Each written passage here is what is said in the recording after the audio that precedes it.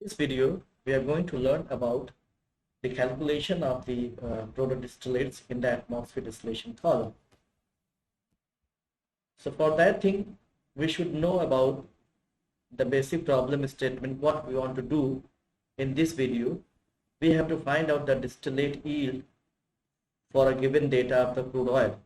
Say for example, if we select the crude oil from the Venezuela crude and the field is Tijuana, and we need to find out these four distillates: light naphtha, heavy naphtha, light distillate,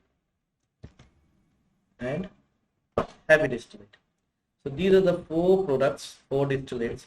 Light naphtha is taken from the top and the remaining three products are taken from the side.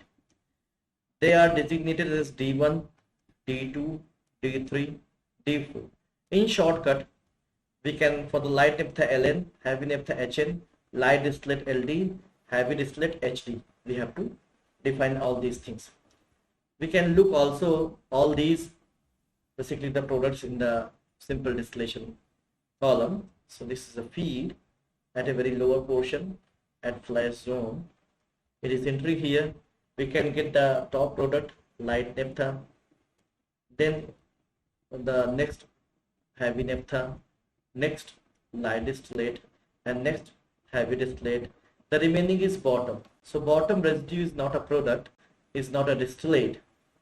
It has to be set again in the vacuum column for the remaining distillates to carry out the fractionation in the vacuum. So if you see here, these are the four different products. 1, 2, 3, and 4. All these products are known as a distillate, and if you sum all these amounts, that is called the total distillates. So total distillates is nothing but the light naphtha plus heavy naphtha plus light distillate plus heavy distillate.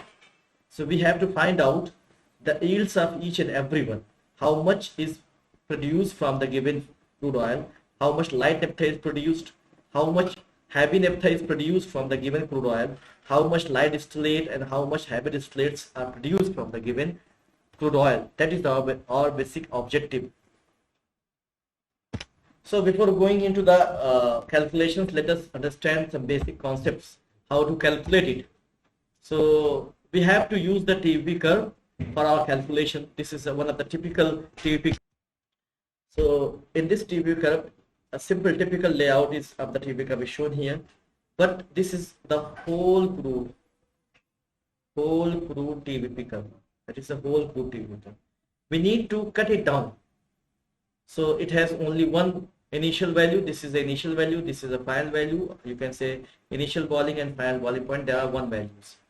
So if we separate all these crude into two parts, cut 1 and cut 2. So if you separate these this whole crude into two parts, so if you develop the TVP of these two curves, these two products, so that will look like this one. The first one will go like this one and the second will start from this one. So it means that we can obtain two values of initial boiling point and two values of final boiling points. So you can see here, these are the these two values are the initial boiling point, these two are the initial boiling point, and these are the final boiling point. So of the different cuts, this is the initial boiling point of cut 1 and final boiling point of cut 1, initial boiling point of cut 2 and final boiling point of cut 2. So if suppose there are three cuts, so this is initial boiling point of cut 1, final boiling point of cut 1, initial boiling of cut 2, initial boiling point of cut 3, final boiling point of cut 2, and final boiling point of cut 3. So these are the important things that you should know. It means that we can make different products from the whole crude. We can make 3 products, we can make 4 products, we can make 5 products, and so on. So if we are going to make the products, that is, we are going to make the cuts.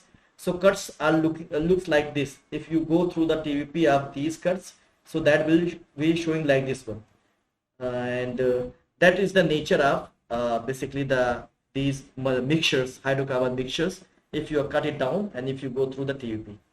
So that is an important thing because we have to use this concept for our calculation. So for example, let us take our case. So in our problem, this is a TVP curve that is given here.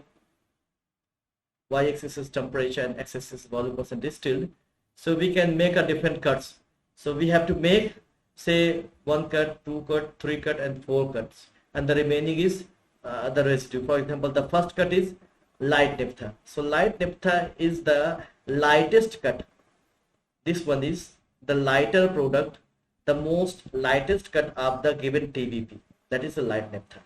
After that, we can obtain the heavy naphtha, that is heavier than the light naphtha but lighter than the other naphtha, that is heavier, lighter than the light distillate.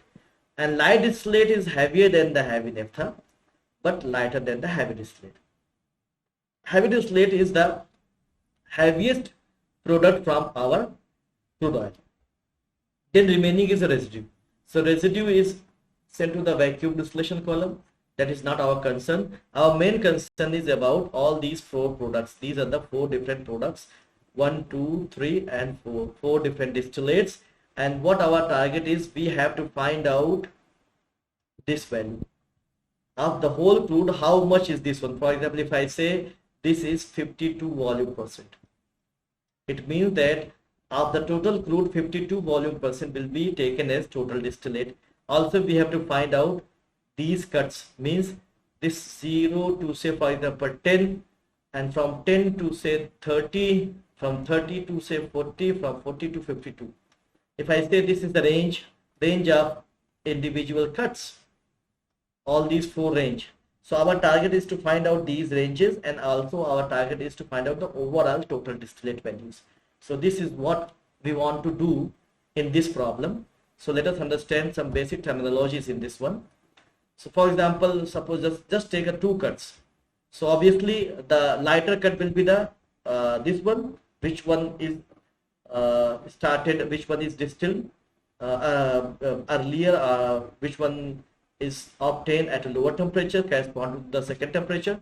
For example, this, if you see here, this cut is obtained from the high temperature. So this is a lighter one and this is a heavier one.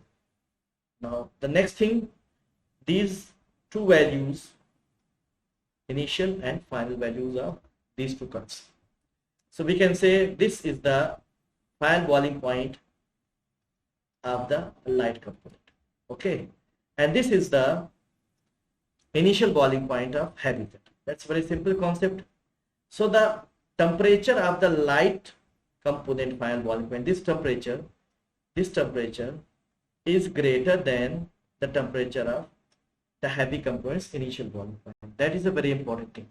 That concept is very important. So this is basically going on if you make the different cuts from the crude oil. So the first thing that you have to know, that the temperature of the light component, the final boiling point temperature, is always higher than the initial boiling point temperature of the heavy component. And if you draw a line that intersect at the x-axis, this x-axis tells the volumetric yield point between the 2 fractions.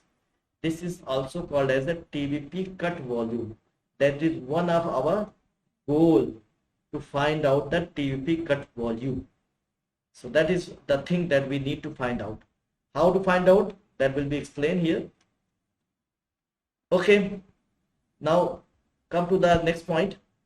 I have already told it that this is a final boiling point of lighter cut. It is also written as temperature 100 L.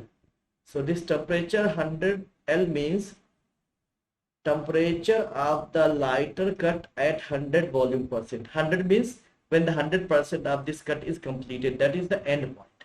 So in this way, T100L, this is the meaning, temperature of the lighter fraction at the end point, end point temperature.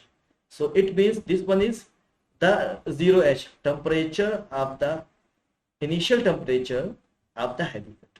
So the heavy component, initial boiling point, initial temperature of the heavy cut. So we can find these 2 values, T0H and T100L. So this difference value is very important. This is called the TBP overlap. This value is called the TBP overlap. We have to first find out the TBP overlap with the help, for example, T100L is 250 degree Fahrenheit. This value is 250 and this value is 210. degree Fahrenheit. So difference is 40 degree. So this difference is 40 degree Fahrenheit. So this is called the TVP overlap value. So in this way we can find out the TVP overlap. Now come to the find out the second aspects. TVP temperature corresponding to TVP cut volume. How to find out this TVP temperature? This can be find out by with the help of T0H plus half of the TVP overlap. Half of the TVP overlap. That is a very important. So this value has to be calculated. So if you see that formula, this value is represented by this line. This line is representing this value, TVP cut point, and this is also called the mid value of the TVP overlap. So TVP cut point can be calculated. This value, TVP cut point value, can be calculated with this formula. So in fact, we need two things: TVP cut point and TVP cut volume. These two values are required for our calculation. So first you need to calculate this value. After that you can find out the TVP cut volume.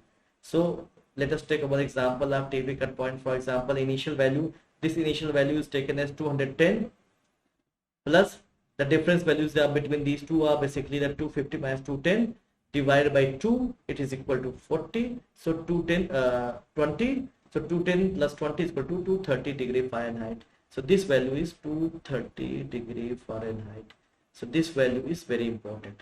So with the help of these two values, we can find out our required desired yield. So that is important. The terminology is normally used for the distillate calculation.